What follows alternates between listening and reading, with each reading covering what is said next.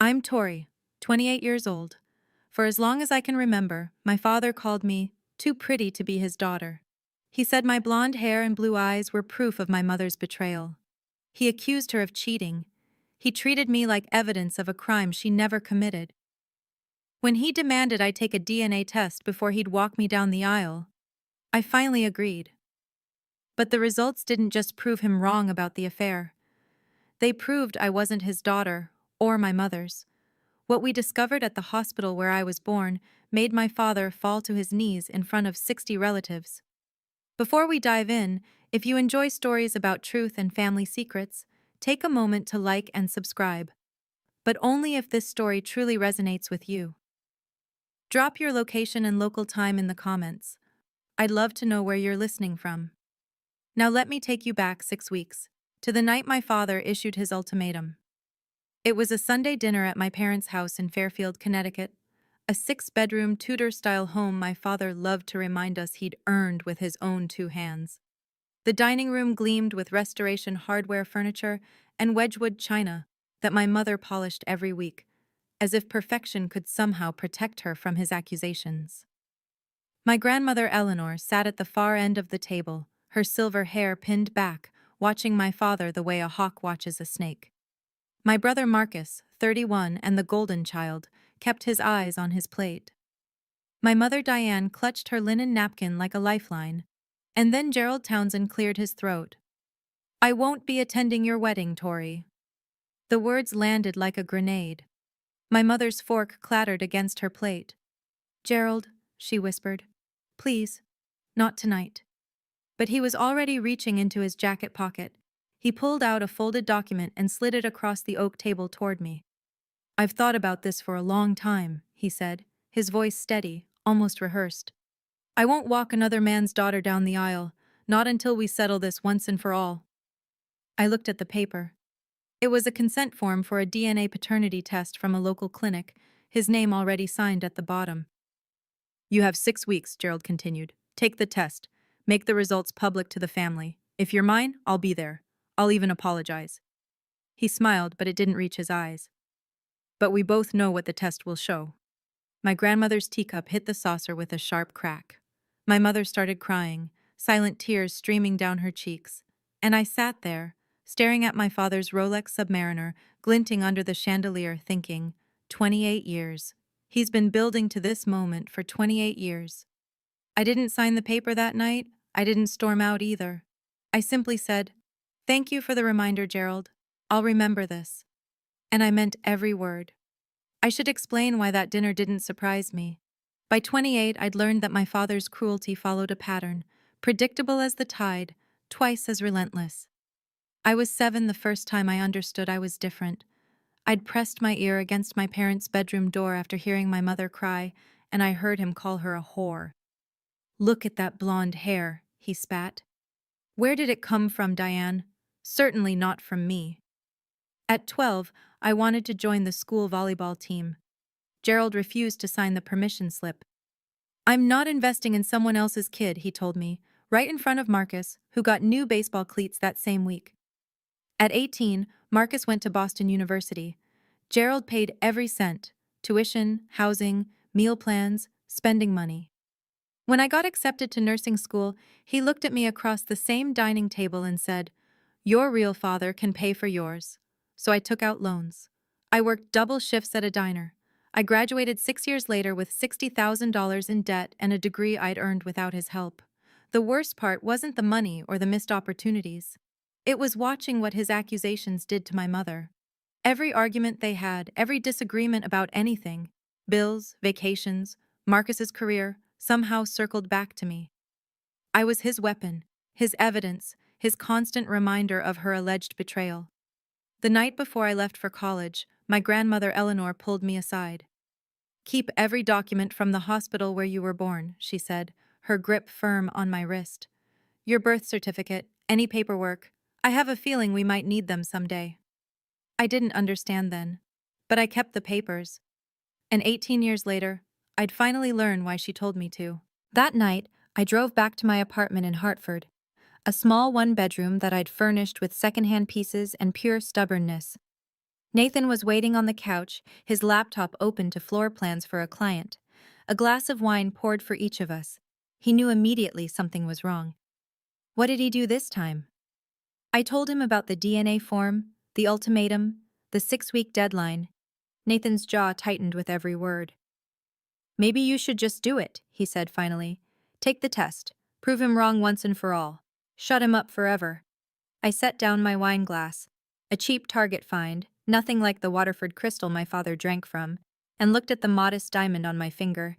Nathan had designed the ring himself, based on a sketch I'd drawn years ago in a journal. It's not about proving him wrong anymore, I said. It's about freeing my mother. Nathan went quiet. He knew the story I was about to tell. 5 years ago, I'd gotten a call from my grandmother at 2 a.m. She'd found my mother in the bathroom with an empty bottle of sleeping pills. The paramedics arrived in time, but just barely. Since then, Diane had been on antidepressants, seeing a therapist twice a week, building herself back piece by piece. Gerald never apologized. He never even acknowledged what his 23 years of accusations had done to her. He just kept insisting he was right. My mother gave that man 35 years of loyalty, I told Nathan. Complete faithfulness. And he repaid her with 28 years of calling her a liar. I picked up my phone and pulled up a local genetics lab I'd researched months ago. Gene Trust, independent, certified, and most importantly, not connected to Gerald. I'll take the test, but I'll do it my way. 2 weeks later, Gerald turned 60. The party was held at the Fairfield Country Club, 18 holes of manicured green overlooking Long Island Sound, a private dining room with floor-to-ceiling windows, and 30 relatives gathered to celebrate the man who'd made my mother's life a prison. I wore a simple black dress. Nathan squeezed my hand as we walked in, whispering, 2 hours. We can survive 2 hours. We couldn't. Halfway through dinner, after 3 glasses of Chateau Margaux, Gerald stood up to give a speech. He thanked everyone for coming. He praised Marcus for his brilliant career in finance. He raised a glass to my mother for her patience. Then his eyes found me. I see my daughter is here tonight, he said, and the word daughter dripped with air quotes. A few relatives chuckled uncomfortably. I hope she's been thinking about our conversation, about proving where she really comes from. The room went quiet. Dad, Marcus said, half rising from his chair. Maybe this isn't the time. Gerald waved him off. No, this is exactly the time. Families should be honest with each other. He smiled at me, that cold reptilian smile I'd seen 1,000 times. You know what they call a bird that lays its eggs in another bird's nest? A cuckoo. The cuckoo's egg looks beautiful, doesn't it? But it doesn't belong. It never did. Somewhere behind me, an aunt gasped. A cousin snickered. My mother stared at her lap, tears dripping onto her Cartier bracelet, a guilt gift Gerald had given her after one of their worst fights. I picked up my fork, set it down again, and stood. Every eye in the room turned to me. Thank you for the reminder, Gerald, I said, my voice steady. I'll remember this. Then I turned to my mother. Mom, would you like to step outside for some air? She took my hand, and together we walked out of that room, past the whispers, past the stares, past the man who'd spent 28 years trying to destroy us both. But I wasn't done, not even close. My grandmother caught up to us in the parking lot, her heels clicking against the asphalt like gunshots. Tori, wait! I turned. Eleanor Whitmore was 78 years old, with posture like a queen and eyes that missed nothing. She'd never liked Gerald. That man thinks he's God's gift to engineering, she'd told my mother before the wedding. But he's just a small man with a big ego. Now she looked at me with something I'd never seen in her face before. Urgency. There's something I need to tell you, she said, glancing back to make sure Gerald hadn't followed. Something I should have told you years ago. She led us to a bench overlooking the golf course. The sun was setting, painting the sky in shades of orange and pink, and my grandmother's voice dropped to barely above a whisper. The night you were born, she said, something strange happened at St. Mary's Hospital. I felt my mother stiffen beside me. When the nurse brought you out to show me, your grandfather was still alive then. We were both there. She looked terrified. Her hands were shaking. She handed you to Diane too quickly, then practically ran out of the room. Mom, Diane said, her voice cracking. You never told me this. I tried to investigate. I called the hospital, asked questions, they stonewalled me, told me everything was normal, all records sealed for privacy. Eleanor reached into her purse and pulled out a yellowed piece of paper. But I made a copy of your birth record before they locked everything down. I looked at the document. Time of birth, 11:47 p.m. I gave birth at 11:58, my mother said slowly. I remember looking at the clock. I remember because the doctor made a joke about almost being a leap day baby. 11 minutes.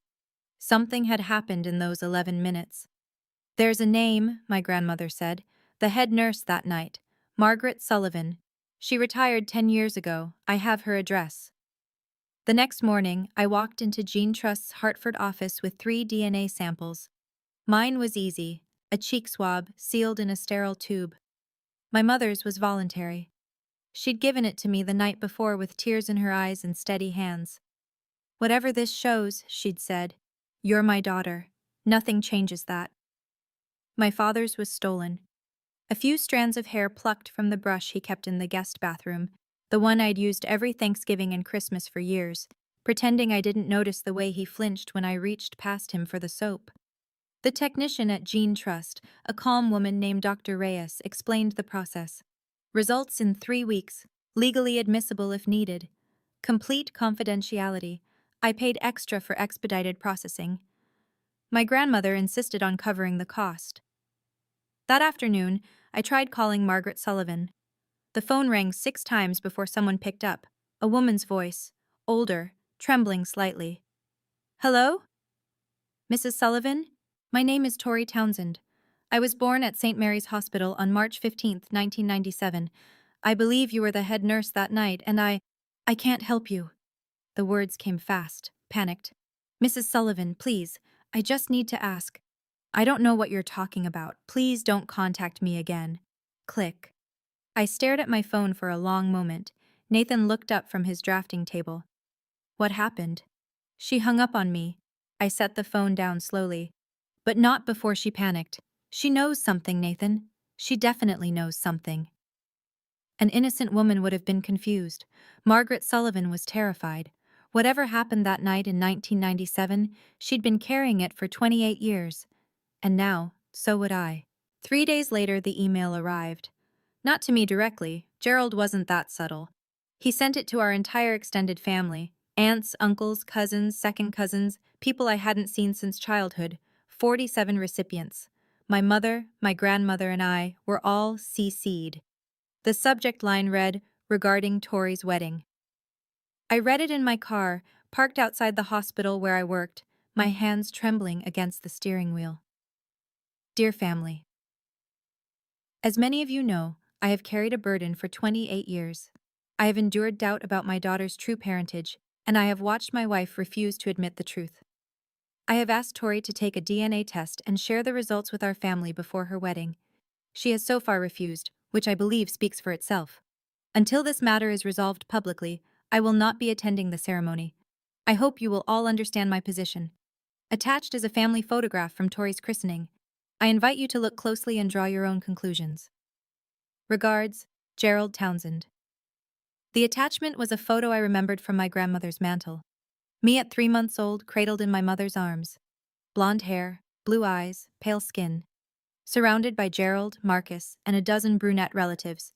Gerald had circled my face in red and added a caption, "Spot the difference." Within hours, the responses started flooding in. Some defended my mother. Most just asked questions. Careful, probing, curious about the drama. Marcus called me that night. "Just do what Dad wants," he said, his voice tight with frustration. "You're making this worse. You're ruining his reputation." I laughed, actually laughed, at that. "His reputation," I repeated. "That's what you're worried about?" He hung up without answering. 3 weeks after I submitted the samples, the email from Gene Trust arrived at 9:47 p.m. on a Tuesday. Nathan was traveling for work, a project consultation in Boston that couldn't be rescheduled. I was alone in our apartment, a half-eaten salad on the coffee table, my laptop open to a streaming service I hadn't actually been watching. The subject line was clinical. Your DNA analysis results, secure document. I entered my password. I verified my identity. I opened the PDF. And then I read it 3 times, because the first 2 times the words didn't make sense. Subject A, Tori Townsend, shows 0% genetic match with Subject B, Gerald Townsend. I'd expected that. I'd prepared for it, even. Steeled myself for the confirmation that Gerald was right about one thing, even if he was wrong about everything else. But then came the second line. Subject A, Tori Townsend, shows 0% genetic match with Subject C, Diane Townsend. I stopped breathing. 0%. Not my father's daughter. Not my mother's daughter. I called Gene Trust's after-hours line, my voice cracking as I demanded to speak with someone, anyone, who could explain this. A technician walked me through the results. No contamination, no errors, no possibility of a mistake. The samples were clear, the science was conclusive. I was not related to either of my parents, which meant my mother had never cheated. Gerald had been wrong about that for 28 years. But it also meant something else. Something impossible. If Diane Townsend didn't have an affair, if she'd been faithful, like she'd always claimed, then how was I not her biological daughter? I sat on my kitchen floor with my back against the cabinet, my phone in my lap, staring at the ceiling. For 28 years, my father called my mother a cheater. For 28 years, he was wrong about the affair. But he was right about one thing. I wasn't his daughter. The question was, whose daughter was I? I drove to my parents' house the next morning, timing my arrival for 10 a.m. Late enough that Gerald would be at his golf game. Early enough that my mother would still be in her robe, drinking Earl Grey in the sunroom. She looked up when I walked in, and her face immediately creased with concern. Tori, what's wrong? I sat down across from her and handed her my phone with the Gene Trust report on the screen. I watched her read it. I watched the color drain from her face, watched her lips move silently as she read the numbers again and again. When she finally looked up, her eyes were wild. This is wrong, she whispered. This has to be wrong. I called the lab, triple-checked everything. There's no mistake, Mom. But I gave birth to you. Her voice rose, cracking on the edges. I was in labor for 14 hours. I felt you come out of my body. I saw you, Tori. You were red and screaming and mine. I took her hands in mine. They were ice cold. I believe you, I said. Which means there's only one explanation. Something happened at the hospital. Someone switched us. The silence stretched between us like a wire about to snap. The time, my mother said suddenly. The birth certificate says 11:47, but I remember I was watching the clock because the contractions were so bad. You were born at 11:58. I always wondered about that discrepancy. 11 minutes. 11 minutes that changed 2 families forever. Mom, I said carefully, if I'm not your biological daughter, that means your real daughter is out there somewhere. 28 years old, living someone else's life. My mother started to cry. Not the silent tears Gerald always provoked, but deep, shaking sobs that seemed to come from somewhere primal. We have to find her, she managed. We have to find them both. I need to pause here for a moment. If you're watching this and you've ever felt like you didn't belong in your own family, like you were somehow wrong just for existing, I see you. This story isn't over. The truth is about to get a lot more complicated. If you're invested in finding out what happened at that hospital, hit that subscribe button. Leave a comment telling me your theories. Now let me tell you about the nurse who finally broke her silence. Gerald found out about the DNA test before I could prepare. Marcus, always the obedient son, had seen the Gene Trust confirmation email on my mother's phone while visiting for lunch. Within an hour, my phone was ringing. So? Gerald's voice was triumphant before I'd even said hello. What did it say? Was I right? I didn't answer. I couldn't figure out how to explain that he was right and wrong at the same time. My silence told him everything he needed to know. I knew it. He laughed. Actually laughed. A sound of pure vindication. 28 years, Tori. 28 years I've been telling everyone and no one believed me. But I was right. I was right all along. Gerald, does your mother know? Of course she knows. She's probably crying right now, trying to figure out how to spin this. I could hear him pacing, his excitement barely contained. I'm sending another email, to everyone, this time with proof. You don't understand. I understand perfectly. You're not my daughter. Your mother lied to me for almost 3 decades, and now everyone will know exactly what kind of woman Diane Townsend really is. He hung up before I could explain that Diane hadn't lied, that she'd been telling the truth all along, that the real story was something none of us had ever imagined. Within the hour, Gerald called my mother and told her to pack her bags. I want you out of my house by the end of the month, he said. I'm done with your lies. My grandmother drove over immediately to stay with her. When I arrived that evening, I found them both in the living room. My mother curled into the couch like a wounded animal, my grandmother standing guard like a silver-haired sentinel. He thinks he's won, I said quietly. My grandmother looked at me with those sharp, knowing eyes. Then let's show him the rest of the story. The next 3 days were the hardest of my life. I considered canceling the wedding, not because of Gerald, but because I couldn't bear the thought of my mother's vindication being overshadowed by white tulle and champagne toasts. Nathan refused.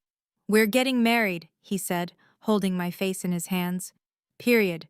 Your father's issues are not our issues. We don't postpone our life for his tantrum. But I couldn't move forward without the truth, and the truth was locked inside Margaret Sullivan's memory. I called her again, and again, 5 times in 3 days, each call going straight to voicemail. On the 6th try, I left a different message. Mrs. Sullivan, my name is Tori Townsend. I know you remember that name. I have DNA evidence, certified, legally admissible DNA evidence, that proves a baby was switched at St. Mary's Hospital on March 15, 1997. I'm not looking to blame you. I'm not looking to sue anyone. I just need to know who I am. I paused, steadying my breath. If you don't call me back, my next call will be to a lawyer. I'll subpoena the hospital records. I'll file a formal investigation, and whatever you've been hiding for 28 years will come out in the worst possible way. I waited. 1 hour. 2. At 4:17 p.m., my phone buzzed with a text from an unknown number. Thursday, 2 p.m. Riverside Diner, Bridgeport. Come alone. I stared at the message for a long time.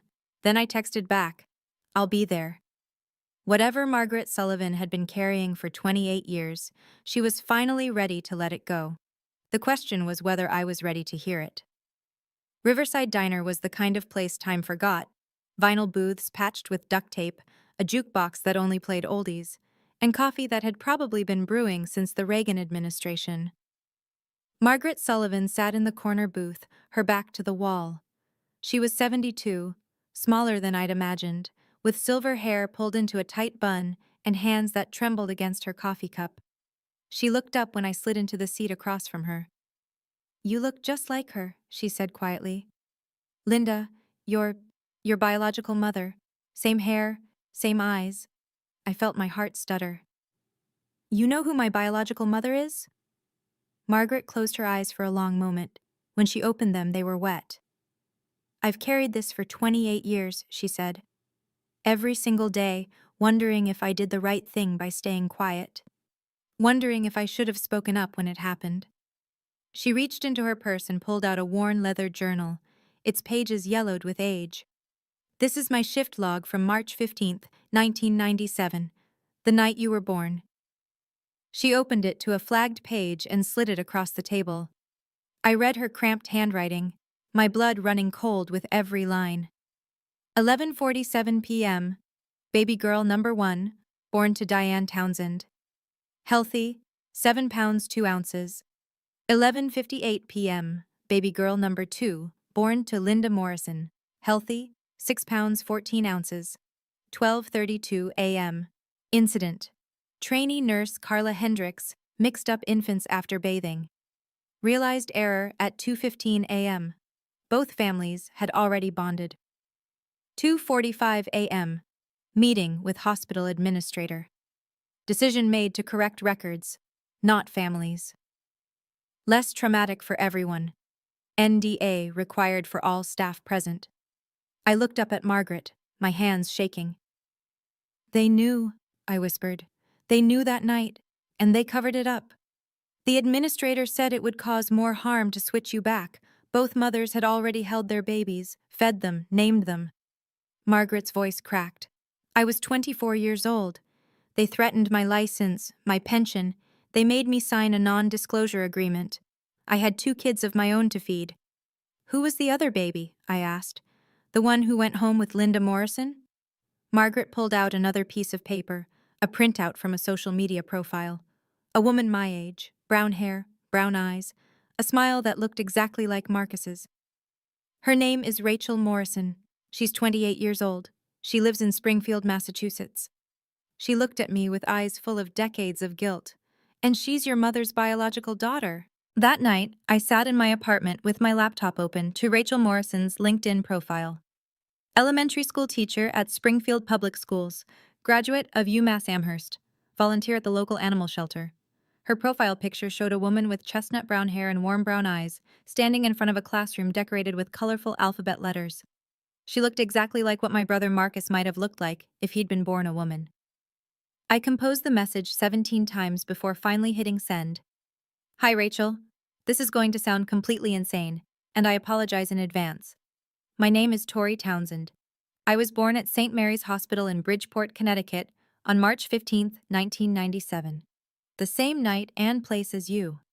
I recently did a DNA test that showed I'm not biologically related to either of my parents. I've since spoken with a nurse who was working that night, and she confirmed that 2 babies were accidentally switched.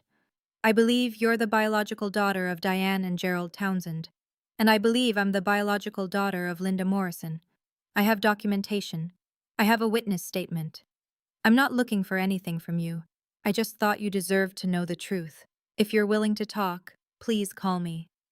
I included my phone number and closed the laptop before I could second-guess myself. 24 hours passed. I checked my phone every 10 minutes like a teenager waiting for a text back from a crush. Then, at 9:38 p.m. the following night, my phone rang. Is this Tori? The voice on the other end was shaky, uncertain, but something in it felt familiar. Rachel? A long pause, a shuddering breath. My whole life, people have told me I don't look like my parents. My dad, well, my legal dad, used to joke that maybe the hospital made a mistake. We all laughed about it. She let out a sound that was half laugh, half sob. I guess it wasn't a joke after all. We talked for 3 hours that night. By the end, we'd both agreed to take another DNA test. This one comparing Rachel to Gerald and Diane. The results would be ready in 10 days, just in time for my engagement party. Over the next week, I built my case like a prosecutor preparing for trial. First, the documents. I had my original gene trust report showing 0% match with both Gerald and Diane. I had Margaret Sullivan's handwritten shift log from 1997, which she'd finally agreed to let me photograph. I had a notarized statement from Margaret, signed before a witness at her attorney's office, her own decision, she said, to finally clear her conscience. The hospital threatened me for 28 years, she told me when I picked up the document. I'm 72 now. What are they going to do, fire me from retirement? Second, the DNA. Rachel had submitted her samples to Gene Trust, using the same expedited process I had. Her results comparing to Gerald and Diane would arrive 2 days before the engagement party. Third, the witnesses. My grandmother Eleanor would be there, of course. She'd been waiting 28 years for this moment. Margaret Sullivan agreed to attend, sitting quietly in the corner until needed, and Rachel, my biological sister in spirit, if not in genetics, would be waiting in the room next door. Are you sure about this? Nathan asked as we reviewed the plan together. Confronting him publicly? There's no taking it back. I thought about my mother, about the bottle of sleeping pills, about 28 years of being called a liar, a cheater, a whore. He wanted a public reckoning, I said. He sent that email to 47 people. He called me a cuckoo's egg in front of the entire family. I straightened the stack of documents on my desk. He doesn't get to slink away privately now. Everyone who believed him needs to see the truth. Nathan nodded slowly. Then let's give them a show they'll never forget. 3 days before the engagement party, Rachel's DNA results arrived. Subject A, Rachel Morrison, shows 99.97% genetic match with subject B, Gerald Townsend. Subject A, Rachel Morrison, shows 99.98% genetic match with subject C, Diane Townsend. I read the numbers 3 times, tears streaming down my face. Then I called Rachel. Can you meet me tomorrow, in person? We chose a Starbucks halfway between Hartford and Springfield, neutral ground for 2 women whose entire lives had just been rewritten by science. She was already there when I arrived, sitting at a corner table with 2 untouched lattes. When she saw me, she stood up so fast, her chair nearly tipped over. For a long moment, we just stared at each other. She had brown hair, brown eyes, a strong jawline that I'd seen on Marcus 1,000 times, a subtle dimple on her left cheek, the same one Gerald had. And I had blonde hair, blue eyes, a button nose and fair skin that matched the photos Margaret had shown me of Linda Morrison. We were strangers who should have been sisters. Sisters who were raised by the wrong families. This is so weird, Rachel whispered. Then she laughed, and I laughed. And suddenly we were hugging in the middle of a Starbucks, crying into each other's shoulders while the baristas pretended not to notice. I want to meet them, Rachel said when we finally pulled apart. Diane and Gerald, my biological parents. You will, I promised, in 3 days. I didn't tell her that one of those parents would be on his knees when she walked into the room. The engagement party was held at Whitmore Estate, my grandmother's family home, a Georgian manor with rose gardens and fairy lights strung through century-old oak trees. She'd insisted on hosting to give you a proper celebration in a place where Gerald's ego can't reach. 60 guests arrived that evening in cocktail attire, aunts and uncles, cousins, family friends, and every single person who'd received Gerald's accusatory email. I wore a navy blue Reformation dress and carried myself like a woman who had already won. Nathan stayed close, his hand on the small of my back, steady as always. My mother arrived with my grandmother, her eyes still red from days of crying, but her posture straighter than I'd seen in years. Something had shifted in her since we'd learned the truth, a weight lifting, even before the public vindication. And then Gerald arrived. He came late, of course, fashionably late, as he'd call it, letting the crowd gather, letting the anticipation build. He wore a Tom Ford suit, his Rolex catching the chandelier light, a smirk playing at the corners of his mouth. He thought this was his victory lap. He had no idea. I watched him work the room, shaking hands, accepting congratulations from relatives who believed his version of events. Such a difficult situation, I heard an aunt murmur to him. You've been so patient. Marcus stood beside him, uncomfortable but compliant, the loyal soldier he'd always been. In the corner of the room, Margaret Sullivan sat quietly with a glass of water, her hands still trembling after all these years. And in the room next door, through a door that connected to the main hall, Rachel Morrison waited for her cue. I checked my phone. Nathan nodded. It was time.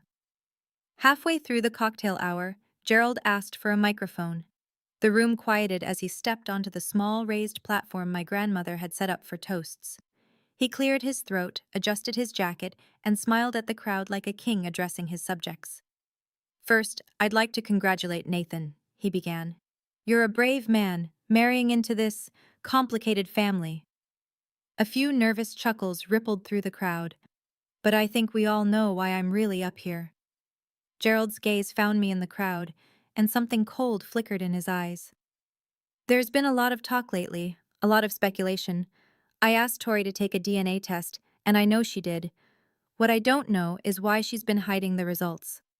The room went completely silent. So I thought I'd help her out. He reached into his jacket and pulled out a folded piece of paper. My son was kind enough to share a copy of the report with me. Marcus had the decency to look ashamed at least. Gerald unfolded the paper with theatrical slowness. 0% genetic match with Gerald Townsend. 0% genetic match with Diane Townsend. Gasps echoed through the room. My mother gripped Eleanor's hand. 28 years. Gerald's voice rose with vindicated fury. 28 years I've been telling everyone that something wasn't right. And now the science proves it. He turned to my mother, his face contorted with decades of accumulated resentment. You lied to me, Diane. You lied to everyone. And now the whole family knows exactly what kind of woman you really are. The silence that followed was absolute, and then I started walking toward the stage. You're right, Gerald. My voice was calm as I stepped onto the platform and took the microphone from his hand. He was so surprised he let me. The DNA test shows I'm not your biological daughter, and I'm not Mom's biological daughter either. Gerald's smirk widened. A few relatives exchanged knowing glances. But not because Mom had an affair. The smirk faltered. I turned to face the crowd. All 60 of them. Every person who'd received that email. Every relative who'd whispered about my mother for years. Let me introduce you to someone. I nodded toward the side door. Rachel stepped through. 28 years old. Brown hair, brown eyes, a jawline that was unmistakably, undeniably Townsend. The room erupted in murmurs. Someone dropped a champagne glass. Marcus made a strangled sound. This is Rachel Morrison, I said. She was born 11 minutes before me at St. Mary's Hospital on March 15, 1997. The night I was born, there was an accident. A trainee nurse mixed up 2 babies after bathing them, and the hospital covered it up to avoid a lawsuit. I pulled out my phone and tapped the screen. The wall-mounted display I'd arranged earlier flickered to life, showing the Gene Trust reports. Rachel's DNA shows a 99.97% match with Gerald Townsend, a 99.98% match with Diane Townsend. I let that sink in. She is your biological daughter, Gerald, the daughter you've been searching for. And she's been living in Massachusetts her entire life because a hospital made a mistake and chose to hide it. Gerald's face had gone white. He looked at Rachel, really looked at her. And I watched 28 years of certainty crumble. This is Margaret Sullivan, I continued, as Margaret rose from her corner seat. She was the head nurse that night. She has a notarized statement confirming everything I've just told you. The shift logs, the hospital cover-up, all of it. Margaret stepped forward, her voice shaky but clear. Mr. Townsend, I was there. I watched it happen. Your wife never betrayed you. Never. The hospital made us all sign NDAs. They threatened our jobs, our pensions. I'm sorry I didn't speak up sooner. I turned back to Gerald, whose hands were now gripping the edge of the platform like a man trying not to drown. You wanted science, Gerald. Here it is. Every document, every signature, every 11 minutes that changed 2 families forever. At that moment, standing on that stage with Rachel beside me, I felt something I'd never felt in 28 years. Vindication. Not for myself, but for my mother. For every tear she'd cried, every accusation she'd swallowed, every sleepless night spent wondering if her own husband would ever believe her. If this story is resonating with you, please share it with someone who needs to hear it. Sometimes the truth takes decades to surface. Now let me tell you what happened when Gerald finally understood what he'd done. Gerald Townsend had spent 28 years being certain that his wife had betrayed him, certain that his daughter was proof of her infidelity, certain that his suspicion made him righteous, that his cruelty was justified, that science would eventually vindicate him. Now science had spoken, and it had destroyed every foundation he'd built his identity on. He looked at Rachel, this stranger with his jawline, his eyes, his blood, and something in him shattered. He looked at the DNA results on the screen, the numbers that proved him right about my parentage, but catastrophically wrong about everything else. He looked at Margaret Sullivan, whose trembling testimony had just demolished 28 years of accusations, and then his knees buckled. Gerald Townsend, proud, arrogant, certain Gerald Townsend, collapsed onto the platform like a puppet whose strings had been cut. He caught himself on one knee, his hand slapping against the hardwood floor, his chest heaving with ragged breaths. I didn't know, he whispered. How could I have known? How? You could have trusted her. My voice was quiet but carried through the silent room. You could have investigated. You could have looked for other explanations instead of assuming the worst about the woman who loved you. But the hair, the eyes. Genetics are complicated, recessive genes exist, hospital mistakes happen. I stepped closer, looking down at the man who had made my childhood a battlefield. But you chose suspicion. You chose cruelty. For 28 years, you punished Mom and me for a crime that never happened. From across the room, I heard a chair scrape back. Marcus, silent, compliant Marcus, stood up. For a moment, I thought he would come to his father's defense, like he always had. Instead, he walked past Gerald without a glance and crossed to our mother's side. Mom, his voice cracked. I'm sorry. I should have said something years ago. I should have. Diane pulled him into a hug, her tears soaking into his shoulder, and Gerald remained on his knees, watching his family choose each other over him. For 28 years, my mother had lived in Gerald Townsend's shadow. She had endured his accusations at breakfast and dinner, and every moment in between. She had cried herself to sleep more nights than anyone knew. She had swallowed his cruelty like medicine, telling herself that maybe, someday, he would see the truth. Now the truth was everywhere, on screens, in documents, in the face of a stranger who carried her blood. Diane stepped forward slowly, her heels clicking against the hardwood floor. The crowd parted for her. Even Marcus stepped aside. She stopped in front of Gerald, who was still on one knee, his face wet with tears. I'd never seen him cry before. 28 years, Gerald. Her voice was steady, stronger than I'd ever heard it. 28 years, I stayed because I loved you. Because I believed that someday you would trust me. Because I thought our family was worth fighting for. Gerald looked up at her. Diane, She raised her hand, cutting him off. Not yet. You don't get to apologize yet. The room held its breath. You owe me an apology in front of every person who received that email. You owe Tori an apology for every birthday you ruined, every graduation you ignored, every moment you made her feel like she didn't belong in her own family. She gestured toward Rachel, who stood frozen near the door. And you owe Rachel an apology for being the father she deserved but never had. Gerald's shoulders shook with sobs I hadn't known he was capable of. I didn't need the world to believe me, Gerald. My mother's voice cracked on the last word. I needed you to believe me, and you never did. She turned her back on him and walked to where Rachel stood. Hello? She said softly, tears streaming down her face. I'm your mother. I'm so sorry it took so long to find you. It took Gerald 3 attempts to stand. Marcus didn't help him. Neither did I. Neither did anyone in that room full of relatives who had, until 10 minutes ago, believed his version of events. He gripped the edge of the platform, pulled himself upright, and reached for the microphone I'd set down. His voice, when he spoke, was barely recognizable. Hoarse, broken, stripped of every ounce of the arrogance I'd known my entire life. I was wrong. 3 words, 28 years overdue. I was wrong about Diane. She never...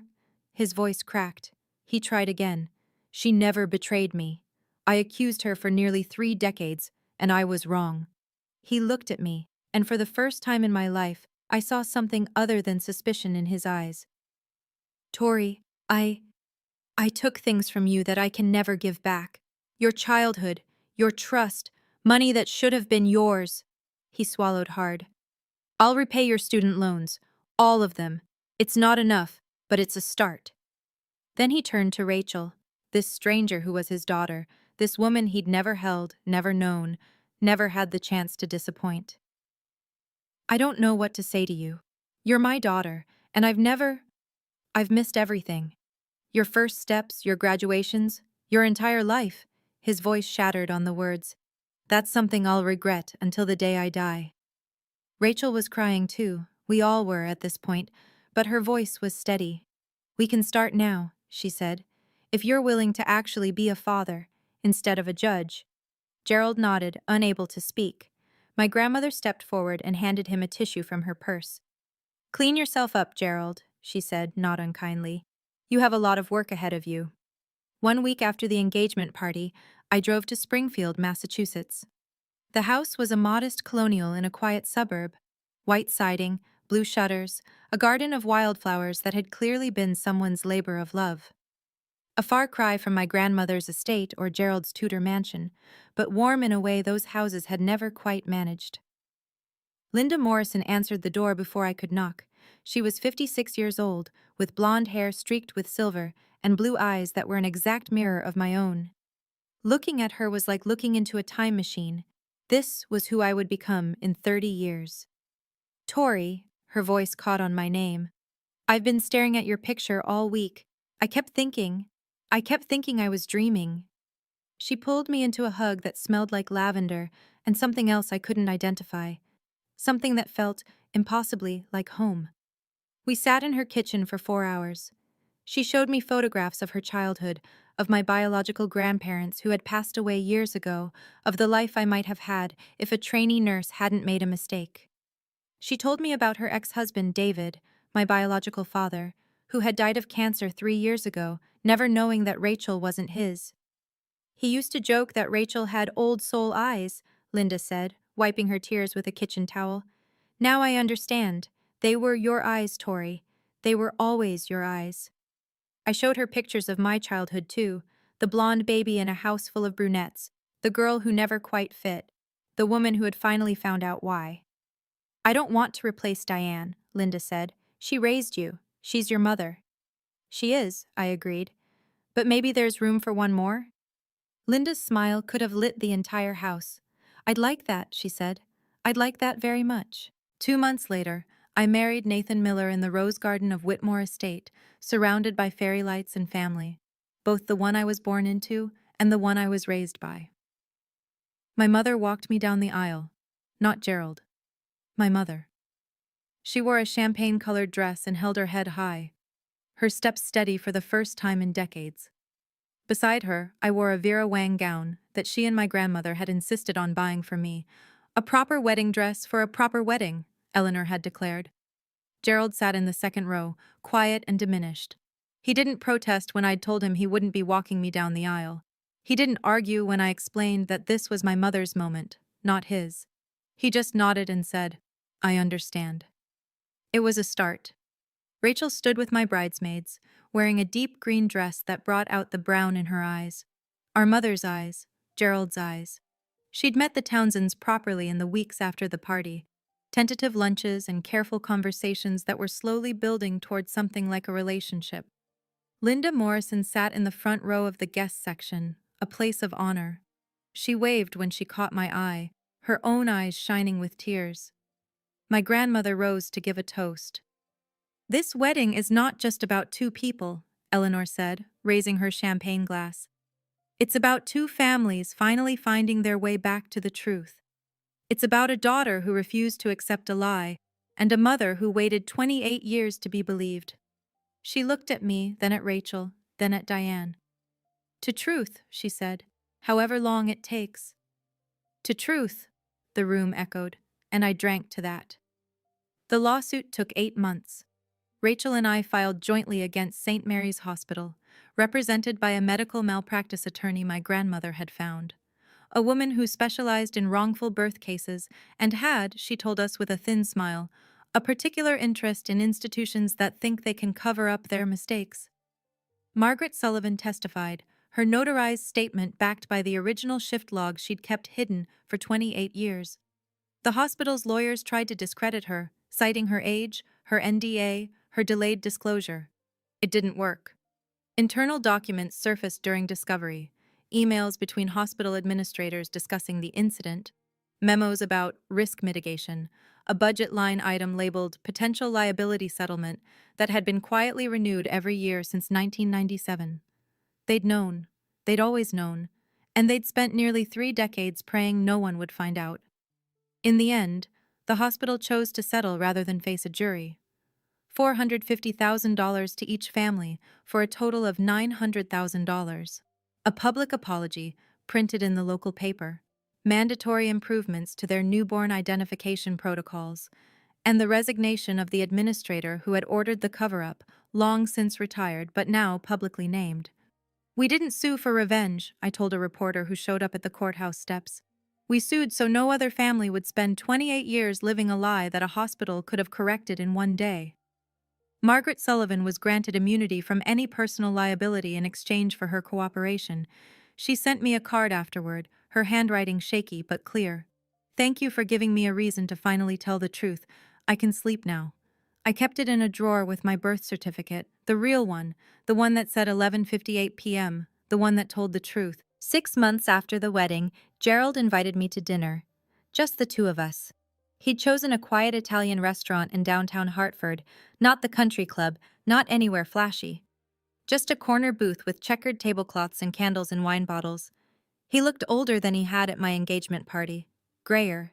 Smaller somehow, as if the weight of his confession had physically diminished him. "I wanted to thank you," he said after we'd ordered, "for agreeing to see me."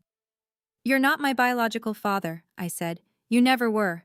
But you did raise me, even if you did it badly." He flinched at that, but nodded. "I'm in therapy now," he said. Diane insisted. Well, suggested strongly. "We're doing couples counseling too. We've been separated, but we're trying to—" He trailed off, searching for words. "We're trying to find out if there's anything left to save." I thought about my mother. About the way she'd stood in front of him at the party, demanding the apology she'd deserved for decades.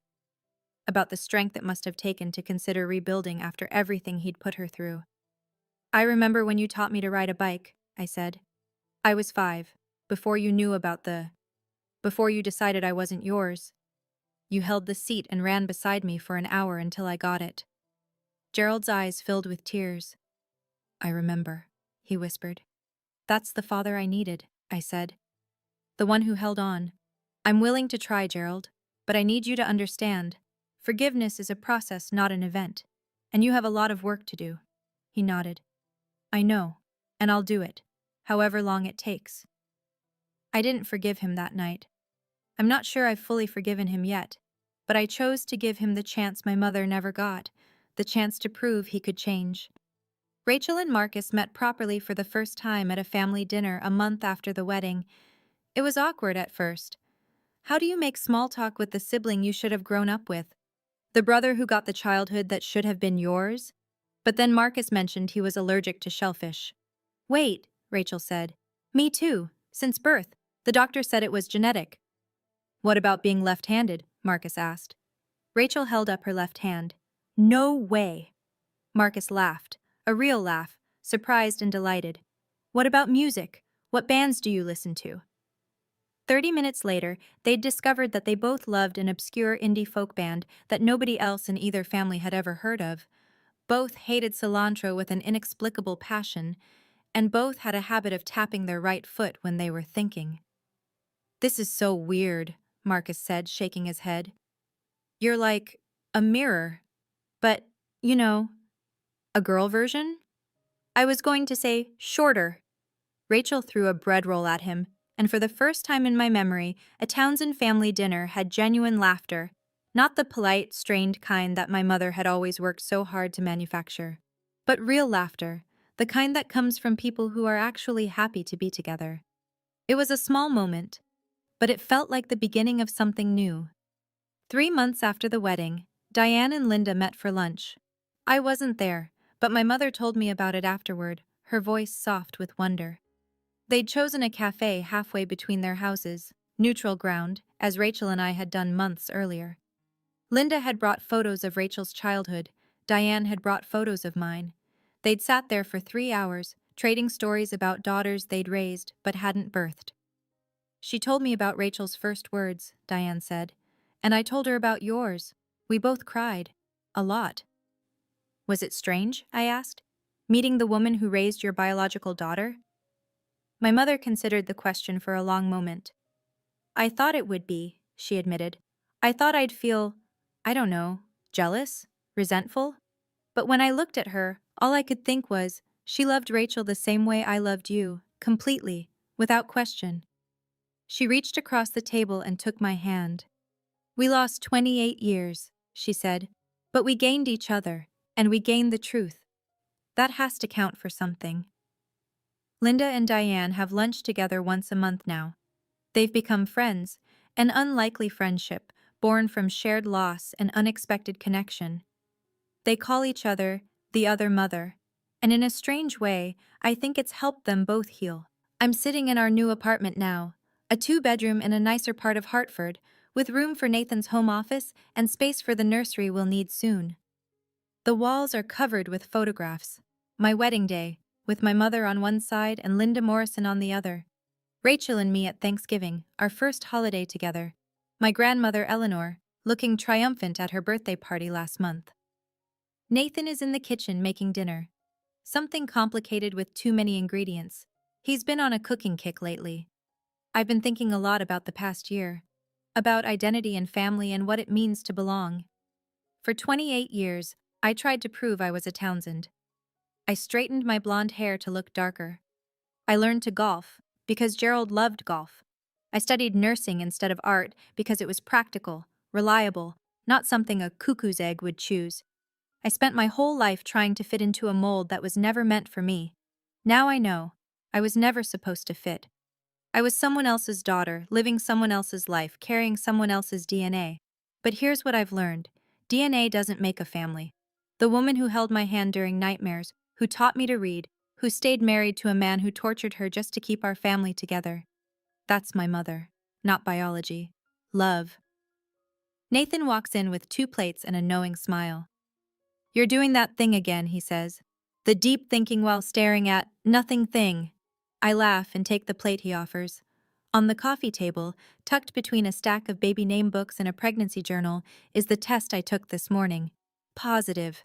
I don't know whose DNA this baby will carry. Mine? Nathan's? Some echo of the Morrisons or the Townsends? But I know one thing for certain. This child will know they're loved, from the very first moment, without condition, without doubt. That's the only proof that matters. If you're watching this, and you've ever been accused of something you didn't do, by a parent, a partner, anyone who should have trusted you, I want you to know, the truth has a way of surfacing. Sometimes it takes 28 years. Sometimes it takes a DNA test, and a brave nurse with a guilty conscience. But it surfaces. Don't let anyone's suspicion define your worth.